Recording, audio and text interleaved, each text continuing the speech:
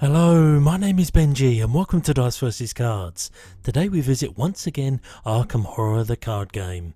Last week we brought you all you need to know about the first 3 rogues that were introduced to the world, and this week we'll be counting to 6 with Finn Edwards, Preston Fairmont and Tony Morgan, giving each a viability rating for both solo and multiplayer. The Forgotten Age brought us a guy with a rope over his shoulder and whose given name was Edwards. Finn Edwards, a bootlegger that largely sticks to the typical rogue template, looking like he might be able to stand on his own 2 feet, but not without a significant amount of risk. So let's find out why that might be. His stat line is both a cause for optimism and a cause for stark terror. Starting with the good, what you want to see in Agility of 4 for rogues, it's the ideal platform to be able to reliably evade, and it's coupled with a competent 3 combat, just in case and as and when you can't shake a big ugly's tail. What's really nice to see as well is the 4 intellect, something you'd expect to only see on a Seeker. I'm not sure how a wheeler dealer is that much of a clue gatherer, thematically at least, but there's got to be something to distract you from the fact that this guy has no willpower whatsoever. Okay, he has 1, but 1 may as well be none, because this really does put his 7 sanity under real duress.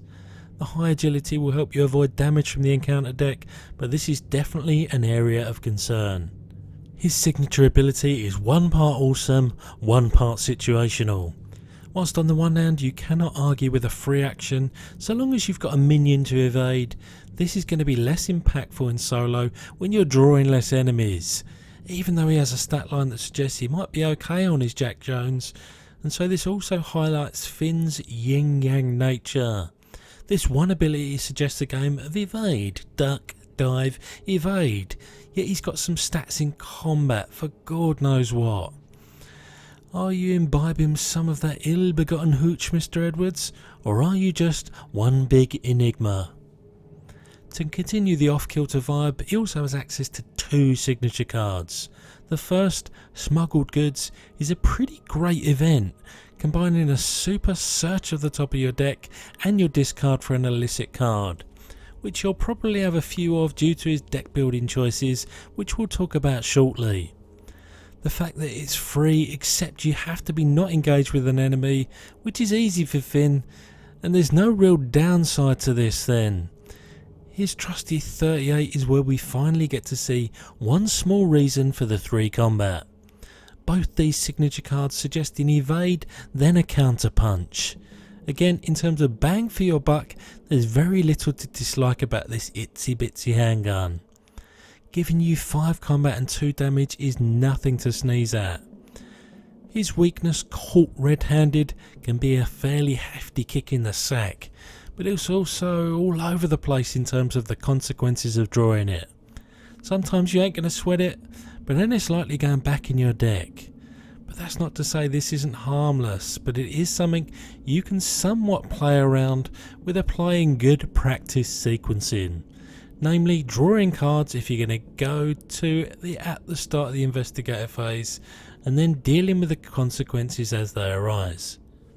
Just in case you thought we couldn't get any stranger, his deck building choices only allow for up to level 3 rogue cards. But if a card has the keyword illicit with any coloured border, it's fair game.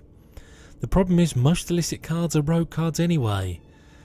The odd choice then of up to 5 level 0 Seeker or Survivor cards just sums it all up. One thing's for sure, you cannot say he's not interesting. Thankfully, both these classes have ways to mitigate Finn's precarious willpower and sanity. So I'll tell you what, this all adds up to a competent investigator with little in the way of room for error. He's either really good or really bad at things, depending on what you're looking at. But as a solo investigator, you can't argue with a B grade, as his ability to gobble up clues and get out of harm's way is admirable. I also believe he gains as much as he loses in multiplayer, so we'll be giving him a B here too. Just make sure you're building around his encounter deck weakness and pray to the old gods you don't lose your marbles. And just when you thought it couldn't get any weirder, eh? Well, enter stage right the millionaire Preston Fairmont, who at first glance looks like he might be A, in the wrong game, or B, so lazy and entitled he couldn't be bothered to conjure up a decent stat line. There must be more to this here story than judging a book by its cover, right? What can you actually say about the stat line? All the ones has the potential to see you losing the game on turn 1. So what the shawaddy hell is going on here? Well, isn't it clear by now that dear Mr. Fairmont will not be doing the heavy lifting himself? He'll be getting others to do it, or manipulating the game's mechanics to get where he needs to be. Here are just a few examples, because you ain't achieving nothing with that native willpower, combat, intellect and agility. We have to talk about Preston's signature card out of order, because otherwise his ability don't make no sense. But his family inheritance, as it says in the fluff, is both a blessing and a curse. Looking at this card in isolation, it's obviously pretty bonkers. You start every game with it and it generates 4 resources for you every turn. The idea is you spend like Brewster, and then bank everything you've earned at the cost of an action. To this point, we've never had access to a signature card quite like this, as it holds so much power inside its 4 corners.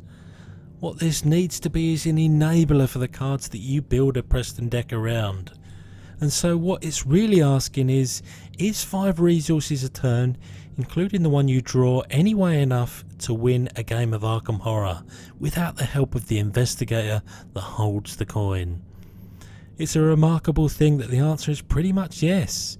His weakness, lodged debts, seems a bit worse than it probably is.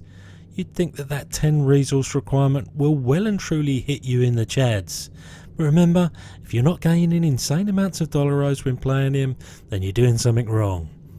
And it only gets easier to deal with this the further you get into a campaign.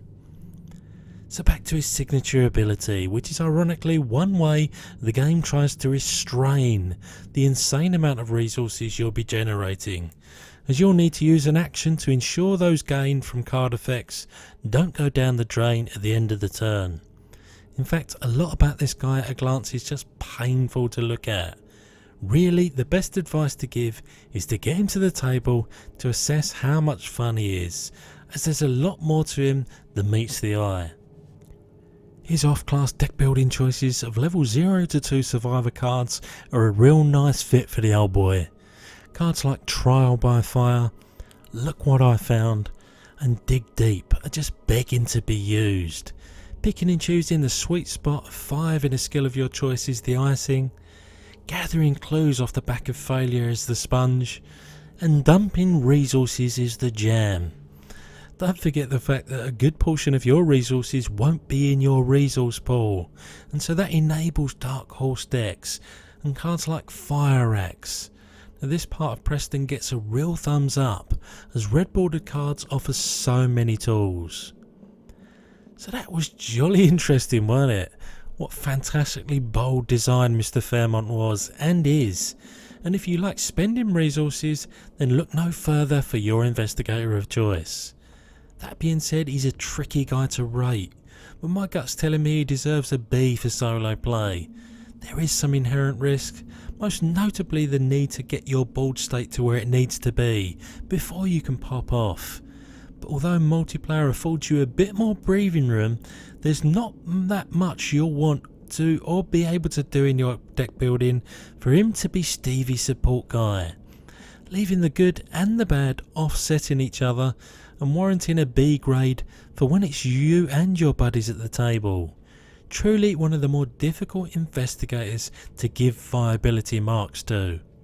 With the Dream Eater cycle came Tony Morgan, a bounty hunter by trade, suggesting perhaps a more physical approach is Mr. Morgan's go-to. Or maybe he's a thinking man's reward seeker. Although with a gun in hand and flailing tie, I don't think we can bank on that. Either way, Shiznit's gonna be interesting. So what does this stat line tell us, other than the fact that it's all over the place? Well, 2 willpower tells us he's no lover of the encounter deck, and when you couple this with a measly 5 starting sanity, this is definitely cause for concern. A passable 3 intellect suggests that Mr. Morgan is competent enough at gobbling up some clues on the side, but then boy oh boy, a starting combat of 5 pretty much answers the question we posed at the outset. This is what a combat rogue looks like then. Most Guardians don't get to start with 5. Interesting. And for those of you that have been watching previous videos, you'll know I like my investigators picking combat or agility, not both. And so I'm pleased and unperturbed by the crappy 2 agility, especially with the 9 starting health giving a buffer against agi based encounters. His signature ability is one of a number of growing action economy abilities, so long as it's doing a certain thing. In this instance, engaging or fighting an enemy. Now even in solo this is likely to be happening more than 50% of the time, and with such a combat centric rogue, I'm more than happy to be the recipient of those extra actions, especially in a game that can often be tight in terms of needing just one extra action to finish an enemy off. That being said, what's all this bounty malarkey about? Is that going to dampen our excitement for this ability?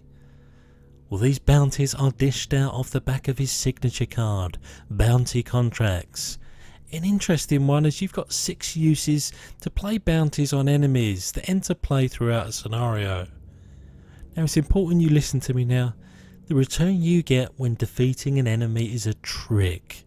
One that entices you to say, hell yeah, I want 3 resources when I kill this swarm of rats. But the more you do this, the less chance you'll be abusing the action economy we just got done talking about. To be clear, this should be used very clearly and primarily as an enabler for his signature ability. Any other approach would just be foolhardy. Don't get me wrong, on the odd occasion that you're a buck shy of something you want to cast in your hand, it can be worth putting a $2 bounty on something. But are you realistically going to be able to forward plan that sort of thing reliably?